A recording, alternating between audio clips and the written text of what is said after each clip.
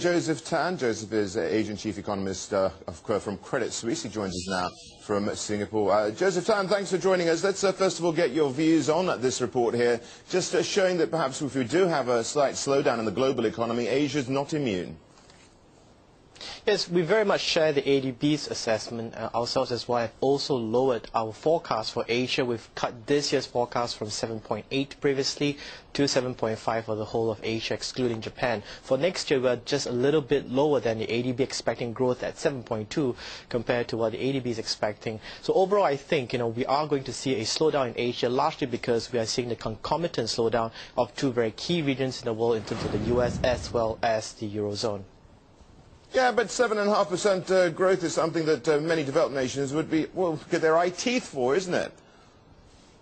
Yes, definitely, of course. I mean, what we are still expecting, and I think this is a very key point to raise, is that we are not looking for a recession in the US, nor are we looking for a recession in the Eurozone. We are expecting very modest growth rates for this year as well as the next, expecting growth to be about 1.6% for the US as well as the Eurozone. Of course, this provides a very slow environment for Asia in which to grow. But the good thing about Asia is that right now, at the moment, we are still facing overheating problems. So in a sense, the slowdown is actually very much welcomed by a lot of the central banks in Asia, and we have already seen a lot of central banks pausing on monetary policy, adopting a wait-and-see approach just to see how severe this slowdown is going to be.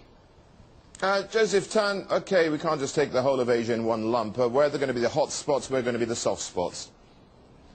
Well, clearly, I think Asia can be broadly divided into two camps. I mean, we are seeing, of course, large economies like China, India, as well as Indonesia still doing very well. Indonesia growth will be about 6.5%. Growth in India, of course, will be about 7.5%. China, of course, we're expecting close to 9% growth. So we are clearly seeing that the strength of domestic demand is very critical in terms of shoring up growth. Of course, the weaker spots in Asia will be, of course, the very export-dependent economies like Hong Kong, like Singapore, like Malaysia. This is where we'll see quite a fair bit of a slowdown for this year as well as the next.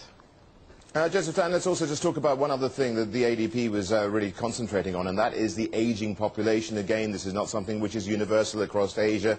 Is it really a shot across the bows for China, whose demographic trends have been put under the microscope?